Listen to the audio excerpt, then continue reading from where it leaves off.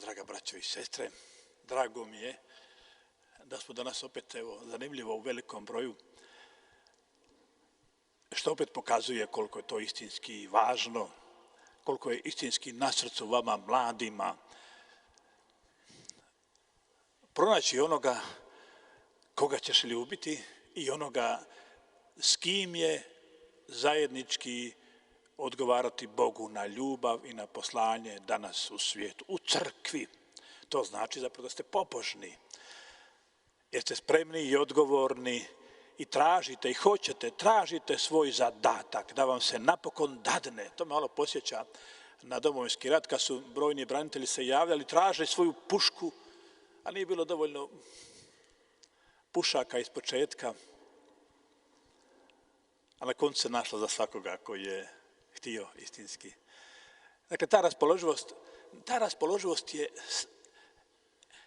posve razumljiva, ma koliko možda netko stalno navješćivao kako će doći neko drugo vrijeme, neće nikad doći drugo vrijeme. Čovjek će uvijek biti željan smisla, a smisao može dati samo Bog. Čovjek će uvijek biti željan nečeg važnog i uvijek biti željan toga da bude izabran, prepoznat, nekome jedinstven, nekome na prvom mjestu, nekome nezamjenjiv i također imati nekoga koji njemu sve to. Jer to je tako duboko u naravi čovjeka, tako smo stvoreni. Iz ovog našeg odnosa bi se čak dala iščitati teologija i iz ovoga se iščitava Božji naum. Sve će se promijeniti, ali to temeljno po čemu smo stvoreni neće se nikada ni genetski modificirati, ni nekom ideologijom ili pedagogijom ili odgojem ili kurikulom nekakvim promijeniti. Nikada, zauvijek, i neka svi znaju i neka zapamte, čovjek je uvijek čovjek stvoren na sliku Božju, ma gdje da se rodi, ma kad da se rodi i ma u kojim okolnostima da živi i odrasta. Tako i danas. I kao što sam i neki dan sam to isto govorio, odnosno ne neki dan, davno je to bilo, kad smo zadnji put imali misu mladih, opet me nekako to posjeća, kao i onda, kako sam rekao, kao da vidim kako Isus govori, žao mi naroda.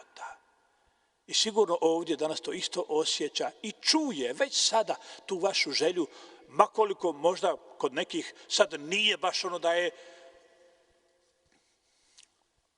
vapijuća iz sveg srca, ali je želja.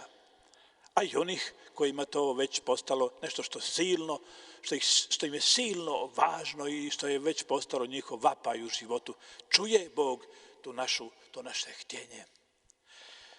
Čini se da nam današnje evanđelje baš nije išlo na ruku, eto mi o ljubavi i ženidbi, a Isus o apostolima i svećeništvu i tako dalje. Jer se vama tako čini isto. Ali vidite, ja mislim da je baš dobro skroz. Ima nekoliko stvari koje nam današnje evanđelje baš znakovito, kroz koje nam Gospodin danas baš znakovito govori o ljubavi muškarca i žene. Prvo, kao što su apostoli izabrani zato, kao što ih je Bog njih ili nas svećenike izabrao zato da budemo svećenici, uistinu izabrani. Naime, nisu svi drugi koji nisu izabrani za apostole, eto ostali. Isus izabrao apostole, evo drugo sad vozi kući, to sad više nije ni za šta, on je sebi izabrao i to je to. Možda bi tako nekad mislimo. Nije tako. Ne. Naprotiv. Kao što je neke izabrao za apostole, tako je Isus, nakon što je cijelu noć molio na gori, sišao među narod i izabrao one za koje je rekao, ti ćeš se oženiti, želim da se ti oženiš, ti ćeš se udati, želim da se ti udaš. Dakle, svi su izabrani. Nisu neki ostali, pa eto koji nisu ostali, a sad se ženite, a šta ćeš sad drugo, svakako od nas nije izabrano. Ne, krivo. To je naravno posve krivo. Dakle, ovdje možemo upravo prepoznati kako Gospodin, dakle, to je poruka vama, koji ste malo drugačijim putem idete nego ja, to je poruka vama. Vi koji u srcu osjećate poziv za brakom, pa to vas Krist zove. To je on izabrao tebe i rekao je hoću i želim i moja je želja i pozivam te, želim da mi služiš. Izabrao sam te da mi služiš kao žena jednom mužu ili kao muž jednoj ženi. Tako da je zapravo ovo super evanđelje. Barem čak da je samo to iste perspektive, čak da je samo to. To je super evanđelje koji nas jako, nad kojim vi trebate puno razmišljati i meditirati i doživjeti to. Ne biti žalostan zato što ti nisi izabran, to jest što nisi svećenik, ili što ti nisi izabrana, pa eto nisi časna, makar to kriva relacija, ali nema veze. Ne, nego biti sretan zato što si izabran, probran. Drugi to nisu mogli. Zašto sam ja svećenik? Jer me Bog nije izabrao. Eto, ja sam ostao, možemo čak tako reći, Bog je izabrao koji su za ženidbu, a onda ostale, šta ćeš s njima? U svećenike. Moglo bi se i tako krivo reći. Ali ne. Dakle, ovo je evanđelje za vas u kojem trebaš razmišljati kako Gospodin siđe s neba. Siđe s neba? Ne. Siđe s gore. I izabra one koje htjete. Dakle, to je jako važno doživjeti tu izabranost. To nije tvoj hir, nego to jest tvoje htjenje. To jest nešto za čim srce tebi čezne, ali to je zato jer si izabran. I kad tako što te Bog stvarao, već tada si bio zapravo izabran. Izabran si tako da ti je Bog dao srce koje čezne zatim da se uda ili da se oženi. I tako je, dakle, izabrao te stvarajući, izabrao one koje htjede. To je prva paralela koja nam mora nekako ostati. To ti mora biti sveto. Moraš se svaki dan buditi s radošću i lijegati s radošću. Ja sam izabran. Naravno, ako si shvatio koji je tvoj put, ako znaš što želiš, a to nije lako. No ja pretpostavljam da vas većina ipak već znade da su izabrani ne za svećeništvo, nego za brak. I zato, dakle, oni koji to znadu, uistinu imaju razloga svakog jutra buditi se u radosti što su prepoznati, što su izabrani. Sad izgleda da mlatim praznu slamu, ali zapravo to je elementarno. To je ono meditativno. Meditativno spoznanje, to unutarnje spoznanje je jače od bilo kojeg znanja, znanstvenog, bilo kojeg drugog. Jer ono ne ispunja srce, a ovo ispunja. Kad znaš, kad to doživiš iznutra, zapravo to je nešto što te cijeli život nosi, pokreće. Svaki dan se tome vraćaš, tom prizoru, toj perspektivi, toj panorami nad dušom izabran. Gospodin je moleći cijelu noć sišao i izabrao mene, tebe, da se udaš, da se oženiš i da mu tako služiš. To je prvo. Mislim, to ponavljam, dakle, meditacija inače je nešto što traje dugo. To nije informacija. Kako smo ostali u rukometu? Evo sad ne znam kako smo ostali, 3 razlike pobjedili. To je informacija koju prođeš. Ali ako hoćeš jedan gol doživjeti kako ga je netko izveo, moraš nad njim posvetiti sate i sate da ga proučiš. To ja znam jako dobro. Ja sam bacao koplje, pa sam cijeli život vježbao jedan potez, meditativno, 1.000.000 puta. Informacija je vrlo malo, ali spoznanje unutarnje jako puno. Ono traži vremena. Tako i ovo, doživjeti, o blaženi kojima to dopre do srca sada ili bilo kada. To je prvo što nam današnje evanđelje govori. No ima i drugo iz druge perspektive, a to je ovo. Vrlo je zanimljivo. Dakle, Isus dolazi vršiti volju Očevu. Sad postavljam pitanje, na koje ću ja odgovoriti, vi nećete. Je li Bog rekao Isusu, hoću da mi izabereš te i te? Ili je Isus izabrao svojom voljom? Što mislite?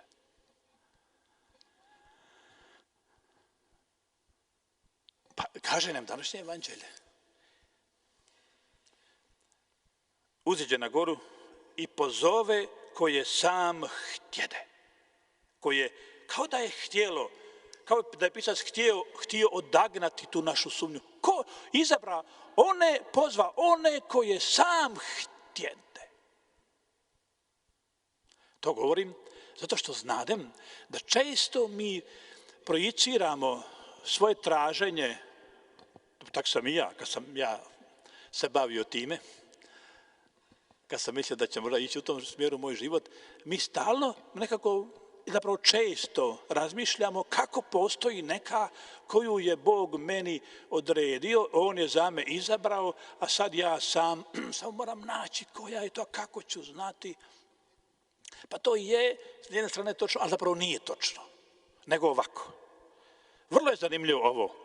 Isus je izabrao svoje učenike iz bližeg okružja, čak i neke rođake. Nije on puno sad hodao svijetom, nije raspisao natječaj od Indije do Rima ili ne znam ni ja, po starom svijetu, pomno birao da ne bi fulao, možda ima u Indiji ili među Germanima divljim neko koji je bolji za ovo.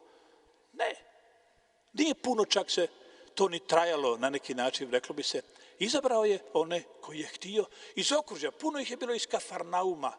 Neki su bili većino iz Galileje čak. Većina iz Galileje čak do te mjere da su ih potom i prepoznavali. Neće baš bili svi i tako. Nije to baš puno, ali je puno molio. Puno se za to pripravljao i tu se dogodilo još jedno htjenje, osim njegovog, osim Isusovog. I oni su htjeli njega. Kad su ga susreli ona dvojica Ivanovih učenika, Ivan i Jakov, uistinu se vidjelo da su oni htjeli njega kad je Ivan Krstitelj rekao, evo jaganjca Božjega. Oni su odmah krenuli za njim, htjeli su ga. I tako zapravo se pokazalo, dakle, da je to bilo to. I to hoće reći jednu stvar koju prvo, doista se traži tvoje htjenje. Onaj koga ti ne izabereš, ne može biti taj. Pa da ne znam, 100 proroka i proročica ti kaže i mudraca, svećenika ili karizmatika ili ne znam nija koga, ili ako ga ti ne izabereš, ne može biti taj. I čak u tom slučaju, ako to ne bi bilo pristanak tvoje volje, to ne može biti sakramenat uopće. Ne pika se. Dakle, to mora biti neko koga ti izabereš. To je prvo. I drugo, dakle, ne treba tu sad fantazirati previše od nemila do nedraga, nego on je tu negdje. Ona je tu negdje. Sigurno mora biti negdje ovdje, ne mora baš možda danas, ali doista za brojne od vas, ona je ovdje, čovječe. Eto, tu je. A kako ćeš je prepoznati? Pa ona koja ti se sviđa, koju ti hoćeš i koja hoće tebe. Gotovo, jednostavno. Ne treba ići. Zamislite na što je crkva spala. Da nema neke formule, da nema nekog proroka koji će reći, nego spala je na tom koga ti hoćeš, a on pristane. E, to je volja Božja. Ako ti hoćeš, a ona neće, to ti znak, nije volja Božja. Nije za tebe. Tako ćeš prepoznati što je volja Božja. Pa lijepo, idi, pitaj, čuj. Pitaj lijepo, je li volja Božja ti budeš sa mnom? Ona će ti odmah znati, odmah. Nije. I će reći, pa sad ne znam čim tako vrta. Možda je ta. Dobro, možeš i ti njega da raspitati, cure njega može pitati, je li volja Božja? Ja ne znam, je li volja Božja da ti budeš sa mnom? Pa tebe pitam, odmah će ti znati reći. I miran si, kratko, jasno. A ne ti 3 godine oko nje, a ona neće. A ti misliš, pa možda je volja, i ti nju uvjeravaš, volja je Božja da ja i ti budem, prepadneš je. Ona se čudi, šta je Bogu? Šta mu je? Kad ja to ne osjećam. I doista može se dogoditi da nekog tako prestrašimo i on uđe u to i to je najgore što ti se može dogoditi. Dakle, izabra one koje htjede, pozva one koje htjede. I ako ti hoćeš i ona hoće, ne treba ti drugi znak. Ne treba drugi znak osim toga. Nema boljeg. Nema jasnijeg znaka od toga. No, osim toga, dakle, da bi se prepoznalo, dakle, osim tog prepoznavanja, dobro je ono ići na kamenita vrata, moliti, silno važno, to je tvoje uspinjanje na goru. Dobro je ići na pobožnosti neke izornice i činiti pokoru na hodočašće, silno važno, ali ne čekaj da se to pokaže na drugi način, nego na taj. I ako vas dvoje hoće, nema šanse da to Bog neće. No, postoji još jedna stvar koja je tu sad silno važna, a to je, dakle, jesi li ti spreman? Što znači jesi li ti spreman ili spremna? Teško je da se dogodi brak, da se dogodi to da nađe nekoga, a nije spreman. To je teško. On može naći nekoga s kim je njemu ugodno i lijepo i ona tako, nekoga s kim je njoj ugodno i lijepo, a da pritom nisu odlučili se ženiti ni ona ni on.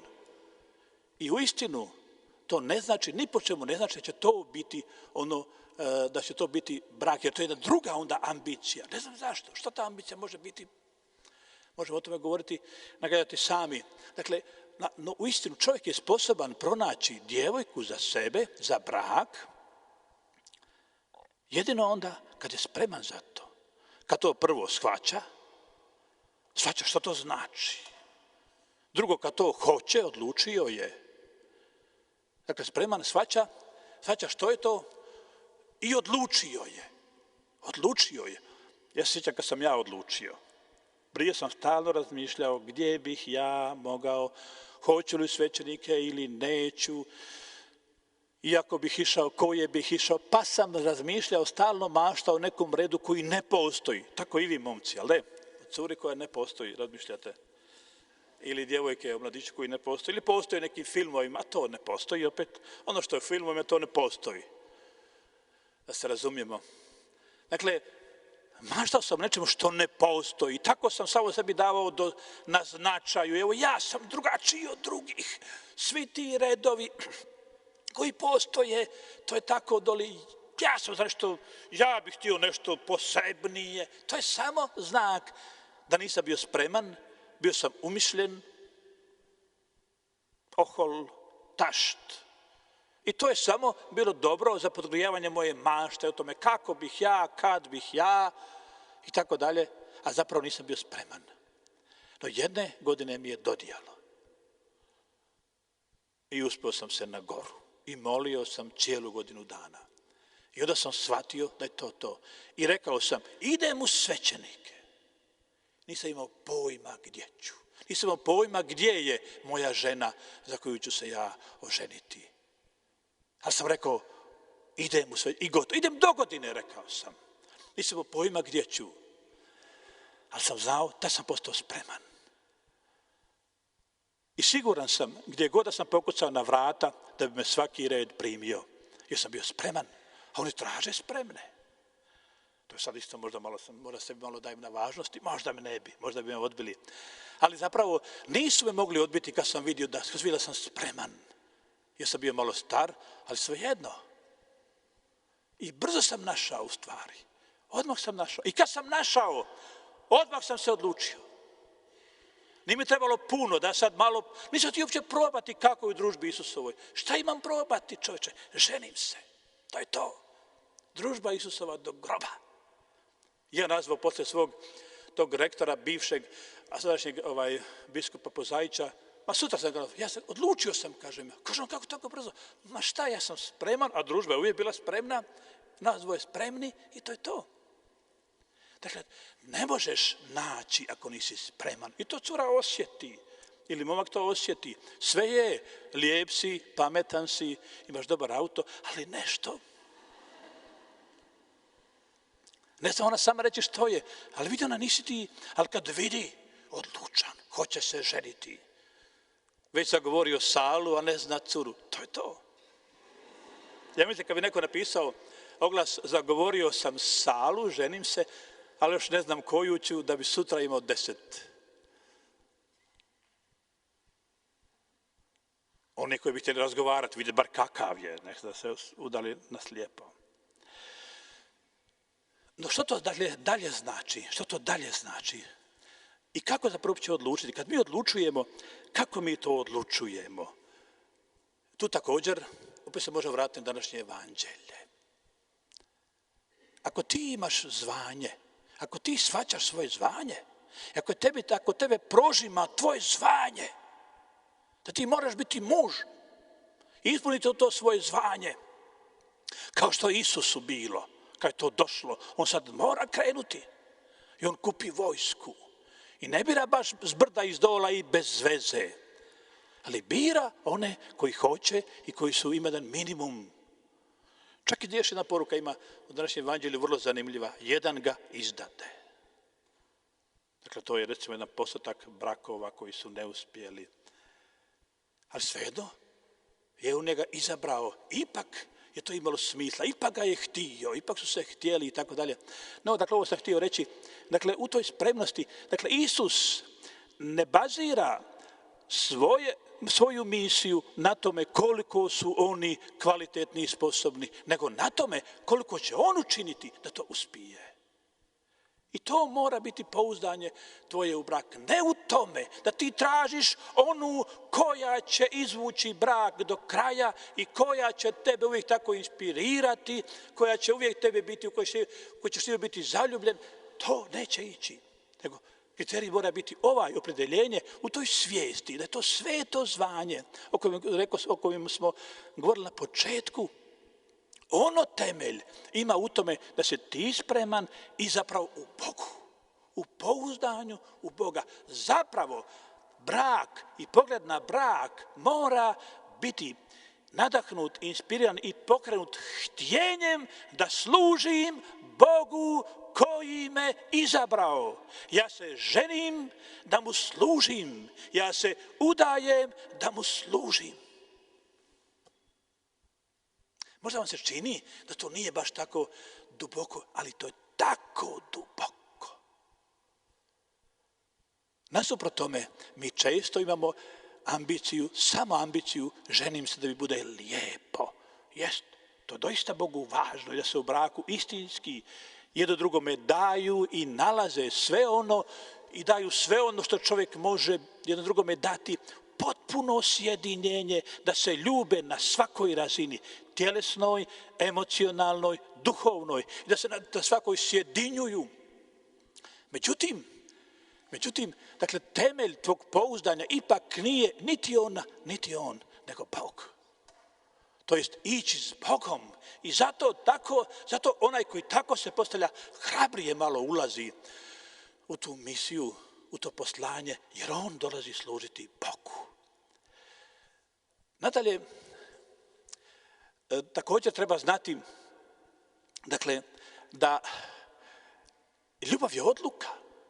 I tako izabirući onoga s kim ideš dalje kroz život, uistinu moraš, kao što i nekako rekao bih i geslove naše mise mladih, dakle, ljubav, odlučuješ se na ljubav bez razloga. Jer mi smo ljubljeni, jer ljubav je razlog za sve. Ljubav nema razloga, jer ona je prvi razlog. Zapravo, Bog je ljubav. Tko je stvorio Boga? To isto kao kad pitaš zašto ljubav, to isto kao da pitaš zašto Bog. Ljubav je prvi razlog. Bog nas je ljubio, jer onda kad nismo imali ništa, čime bi i uzvratili za ljubav, nismo imali ništa, jednog dijela zbog kojeg bi nas mogao ljubiti, ali on nas je ljubio i prije nego smo nastali. Ljubav kao prvi razlog za sve. Tako isto, zapravo u braku, ljubav mora biti razlog za sve, a ne da tražiš razlog za ljubav. Izabrati onu koju ćeš ljubiti. Jer je tvoja. Jer je izabireš. I dakle, ne onda tu ljubav dozirati prema tome koliko je ona zaslužena, nego ljubiti kao investicija u taj odnos odnos među tebe kao što je Bog tebe ljubio. Istinu, Bog to traži od nas. Kao što Krist ljubi zaručnicu svoju, tako smiješ i trebaš ljubiti onu s kojom ideš kroz život i ona tebe. Dakle, ne zbog nekih drugih, to je da te privlači njezina ljepota i neki njezini čin i to što je dobro svira ili pjeva ili volontira negdje ili što je svirovala nekom siromahu ili ne znam nija što ima crvene cipele ili što god to bude početak, ali na koncu moraš je izabrati i ljubiti je ne toliko koliko ona ljubi tebe, nego svim srcem, svom snagom, kao ono što ti sad Bog daje i čime zapravo Bogu uzvraćaš ljubav na neki način. I tako Isus bira ove svoje učenike i tako on ljubi nas. I tako ljubeći, u stvari, takva ljubav stvara preduvjete da brak može postati čvrst. I više ne tražim, kad uđeš u taj brak, više ne tražim da se ta ljubav dokazuje i da to bude uvjet i kriterij moje ljubavi, nego bezuvjetno ljubim dok god sam živ, jer to je moj poziv. Zato sam poslan, na to sam poslan. Dobro, mogli bi o tome još puno pričati. Dakle, ali to je, evo, u istinu moramo promisliti o tim našim promjenama percepcija, slika, naših tih, očistiti se od tih holivudizacije duhovnosti i braka i vratiti se nekakvom autentičnom, čistom, izvornom i vratiti se u tu spremnost da služim. Život ide, a ja još nisam našao kako Bogu služiti, kako ispuniti svoj poziv. Život ide. Dakle, ne tražim neku koja je predodređena, nema takve čovječe. Nego koju izabereš, tu Bog izabere onog časa.